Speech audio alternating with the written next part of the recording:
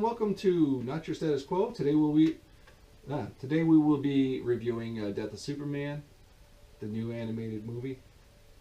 And if you like what you see, please hit subscribe, hit a like, and hit the bell so you're notified of new content that we put out.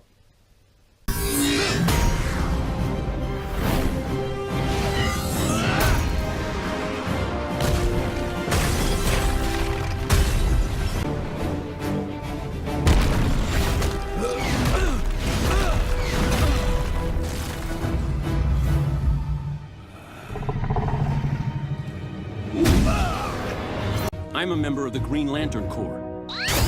We eat monsters like this for breakfast.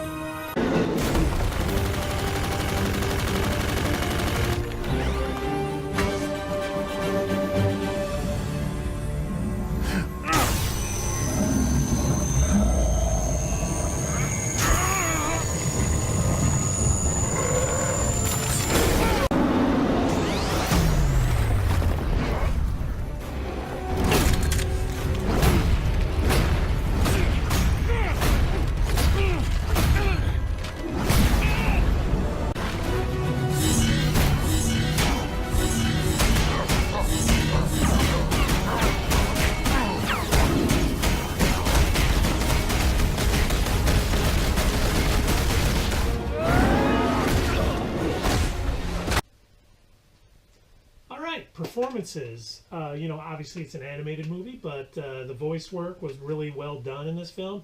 All of DC Animation usually is.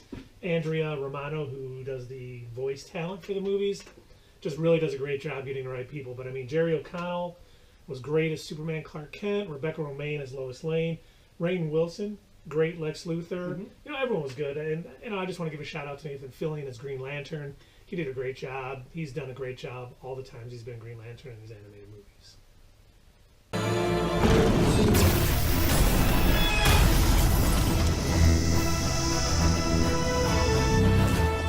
Him down, Clark.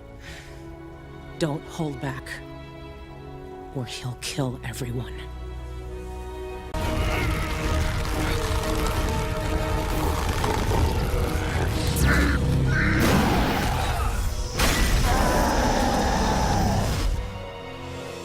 So we all know the plot to this movie. It's been released, not this exact movie, but it's been released several times in different forms.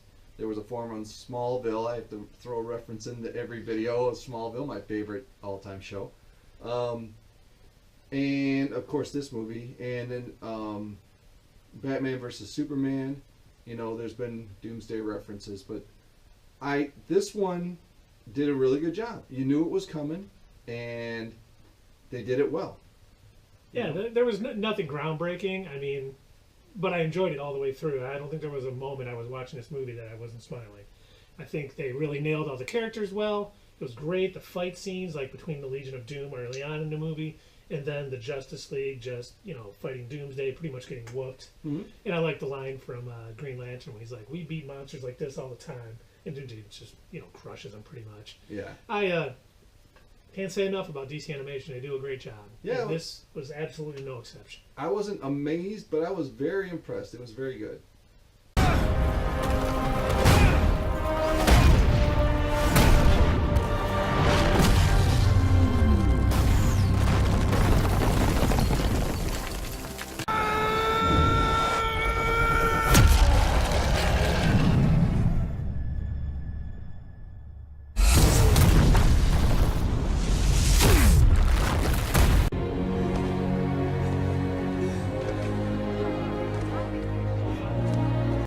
To go with our format, other items of note, they're really giving Superman a lot of personal touch.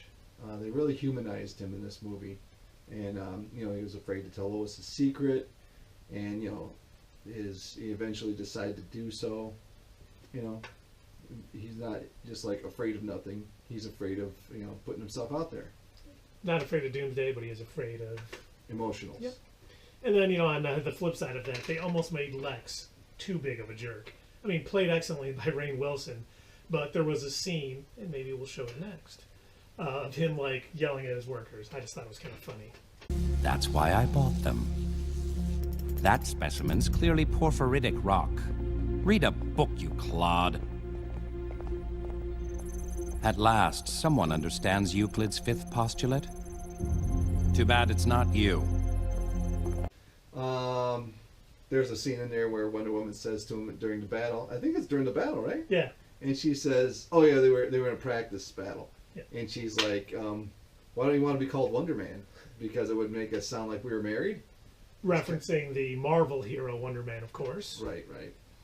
You know, and I also noticed, like in the scene against Intergang early, you know, Superman, they really showed how powerful he really is. So I think they did a great job when Doomsday arrived after he was just whooping the Justice League's butt, showing how equally powerful he is, really setting up that, you know, the clash against two just superpowered beings. Mm-hmm. And then I liked when they brought the Justice League in, and you know they all got their asses thumped by Doomsday, and it's a lot like it is in the graphic novel. Mm-hmm. You know, and we also saw Martian Manhunter and Hawkman added to the Justice League in the animated series. I was very happy to see that because I like both those characters. Martian Manhunter is one of my favorites, and you know, it goes back to Smallville for me. He was a great character on that show. Season 6 episode, I don't know, but he comes on there and you can watch that. It's good.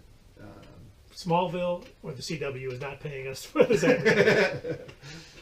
All right, go ahead. You keep going, buddy. Oh, and then, you know, I really liked that one point when Cyborg is saying "same bat time, same bat channel" from the Adam West Batman TV show. And now, if you want to, you know, I got another Smallville reference. When Lois is eating dinner with, you know, with the Kents. Thank you.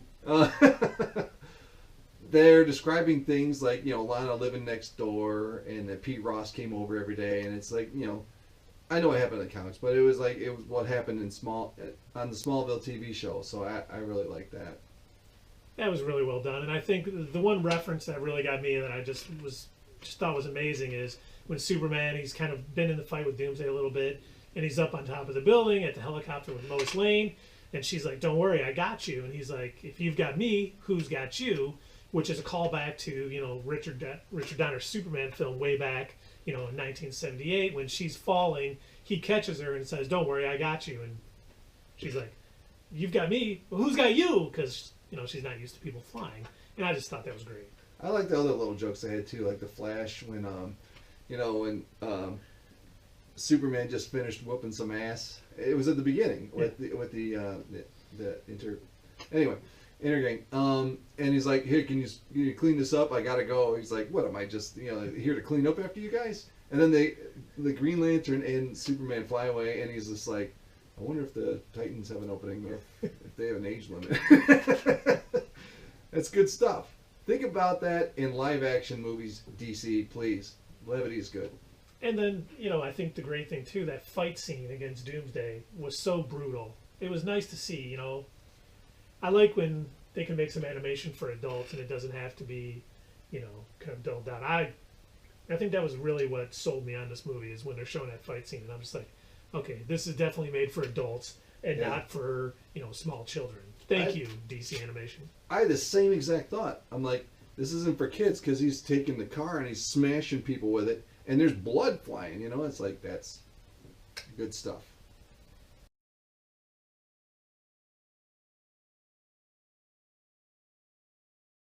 Okay, and there were 4 post-credit scenes in this animated movie, which we always love. The first one being Superboy. You know, it looks like they're setting up Reign of Superman that's coming out next year.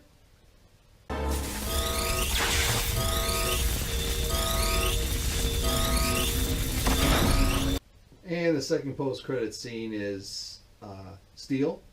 You know, he's hammering the S into some steel. So look, you know, something to look forward to there.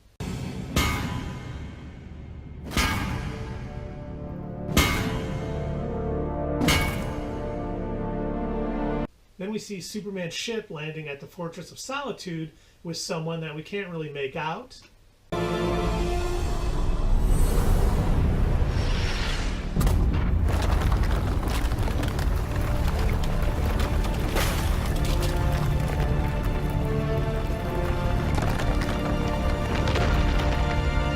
And last of all, the cyborg Superman comes flying to Earth. And remember, this is all for the Reign of Superman. It's just due out next year, 2019. I don't have the exact month for you, but when we get it, We'll post it somewhere and you'll know. Remember, the link to watch that trailer is in our notes below.